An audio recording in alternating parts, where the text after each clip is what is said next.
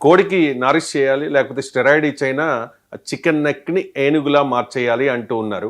ఇది ఒక ఆధ్యాత్మికవేత్త నుంచి ఇటువంటి డిమాండ్ రావడం చాలా విచిత్రంగా ఉంది. దాంతోపాటు ఇందిరాగాంధీ మీద కొన్ని కామెంట్స్ చేశారు, ఆరోపణలు.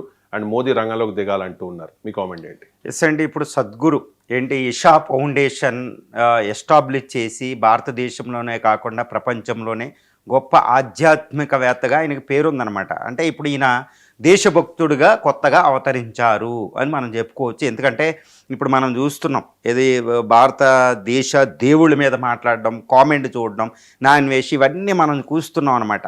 ఇప్పుడు వీళ్ళు ఏంటంటే గొప్ప పేరు రావాలి అంటే ఏ ఉద్దేశంతో సద్గురు గారు మాట్లాడారు. ఇప్పుడు ఏంటంటే చికెన్ నెక్ సిలిగురి కారిడార్ ఉంది, అక్కడ బంగ్లాదేశ్లో ఇష్టం వచ్చినట్టు మాట్లాడుతున్నారు కాబట్టి దాన్ని ఇంకా చికెన్ నెక్ని ఏనుగు చేసేయాలి, ఆ ఏరియాని ఆక్యుపై చేసేవాళ్ళు, రంగపూర్ దగ్గర ఉన్న ప్రాంతాన్ని ఆక్యుపై చేస్తే చికెన్ నెక్ అనే మనకు బలహీనత ఉండదు అనేది ఒకటి ఉంది.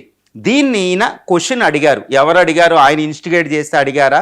ఎందుకంటే కింద క్వశ్చన్ అలౌ చేయడానికి, ఆయన అడగడానికి చాలా మినిమం చాలా పెద్ద మెకానిజం ఉంటుందండి. అన్నెసరిగా క్వశ్చన్లు అందరిని అడగరు. ముందే ఆ క్వశ్చన్ చూసి ఆయన రెస్పాండ్ అయ్యేలా ఉంటే అడుగుతారు. అంటే ఇప్పుడు సద్గురు గారు ఆ క్వశ్చన్ని అడిగించుకున్నారు అనేది మనకు అర్థమైపోతుంది. అంటే సద్గురు గారు దానికోసం మాట్లాడాలి.